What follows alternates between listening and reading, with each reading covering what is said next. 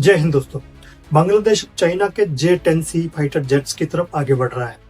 Reports के मुताबिक ढाका और बीजिंग के बीच में इन फाइटर की संभावित खरीद को लेकर बातचीत चल रही है और अगर ये डील आखिरकार फाइनल हो जाती है तो कहानी सिर्फ बांग्लादेश की एयरफोर्स में कुछ नए फाइटर जेट्स जुड़ने तक सीमित नहीं रहेगी, क्योंकि इसके पीछे साउथ एशिया के चाइना के बढ़ते डिफेंस इन्फ्लुएंस की एक बड़ी तस्वीर दिखाई देती है और इस वजह से इंडिया के लिए भी इस डेवलपमेंट को करीब से देखना बहुत जरूरी है।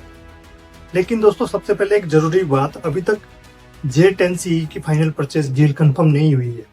कुछ रिपोर्ट्स में 24 एयरक्राफ्ट की संभावित संख्या बताई गई है, यानी फिलहाल इसे कंफर्म डिलीवरी नहीं कह सकते हैं, बल्कि रिपोर्टेड नेगोशिएशन के तौर में देखना ज्यादा सही होगा। अब समझते हैं कि बांग्लादेश की नजर आखिर J-10C पर क्यों पड़ी।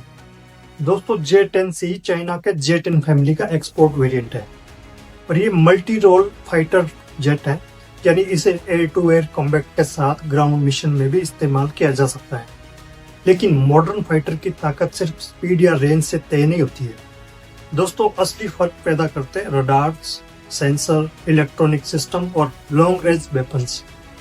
और जब ये सिस्टम एक दूसरे के साथ इफेक्टिवली काम करते हैं तभी एक फाइटर मॉडर्न बैटलफील्ड में अपनी पूरी क्षमता दिखा पाता है। और बांग्लादेश के लिए J-10C एक बड़ा अट्रैक्शन है। चाइना के साथ उसका पहले से मौजूद डिफेंस रिलेशनशिप है और इसका मतलब है कि एयरक्राफ्ट के साथ ट्रेनिंग, वेपन्स, स्पेयर पार्ट्स और मेंटेनेंस सपोर्ट का इकोसिस्टम भी तैयार किया जा सकता है। तो अब जरा बांग्लादेश की जरूरत को समझिए। किसी भी एयरफोर्स को हमेशा मॉडर्न और ऑपरेशनली रेलिवेंट बनाए रखना पड़ता है और पुराने एयरक्राफ्ट को मेंटेन करना समय के साथ मुश्किल और महंगा हो सकता है। और मॉडर्न बैटलफील्ड में सिर्फ एयरक्राफ्ट होना काफी नहीं है दोस्तों, आपको चाहिए trained pilots, modern weapons, reliable maintenance और रडार कवरेज और strong command and control systems. दोस्तों, अगर बांग्लादेश J-10C की तरफ आगे बढ़ता है तो इसे उसकी ब्रॉडर एयरफोर्स मॉडर्नाइजेशन के हिस्से के रूप में देखना चाहिए। लेकिन कहानी यही खत्म नहीं होती, क्योंकि चाइना के लिए फाइटर एक्सपोर्ट का मतलब सिर्फ एक एयरक्राफ्ट बेचना नहीं है दोस्तों। सोचिए, अगर एक फाइटर आता है तो उसके साथ मिसाइल्स आते हैं, पायलट्स और टेक्नीशियन की ट्रेनिंग आती है, फिर spare parts of maintenance support आती है और कुछ साल बाद अपग्रेड्स आते हैं। तो इस तरह से एक सिंगल परचेज धीरे धीरे लॉन्ग टर्म डिफेंस रिलेशनशिप में बदल सकती है। पर यही चाइना के डिफेंस एक्सपोर्ट मॉडल की स्ट्रेटेजिक इंपॉर्टेंस है दोस्तों। इसलिए बांग्लादेश की संभावित J-10C एक्विजिशन को सिर्फ एक फाइटर डील समझना अधूरा होगा, क्योंकि ये साउथ एशिया में चाइनीज डिफेंस टेक्नोलॉजी की बढ़ती प्रेजेंस का एक और बड़ा संकेत हो सकता है।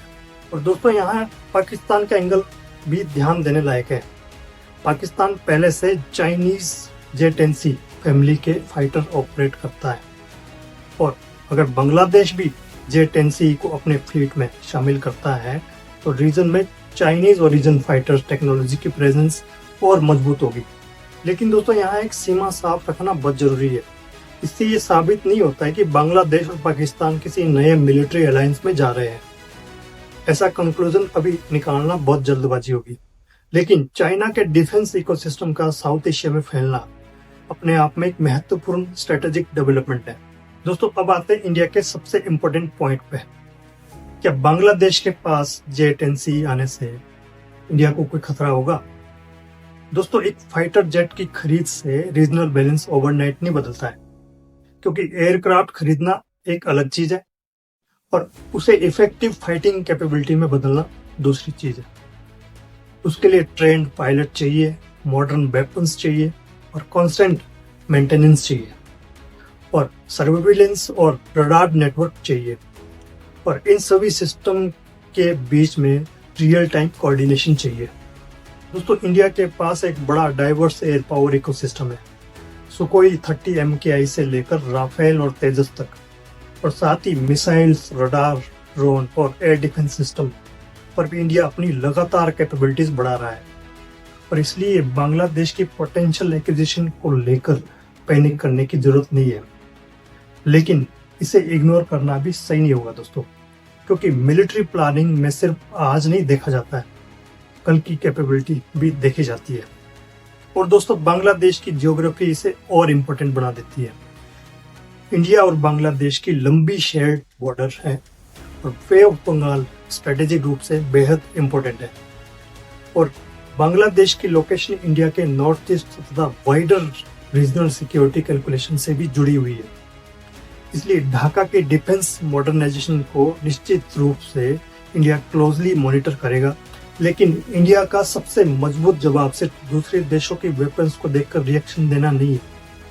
सबसे मजबूत जवाब है अपनी इंडिजीनियस डिफेंस कैपेबिलिटी को और तेजी से मजबूत करना, क्योंकि फ्यूचर बैटलफील्ड सिर्फ फाइटर वर्सेस फाइटर नहीं होगा। दोस्तों, एक तरफ फाइटर जेट्स होंगे, लेकिन इसके पीछे होंगे drones, satellites, radars, electronic warfare, long range missiles और एआई एनेबल्ड सिस्टम्स।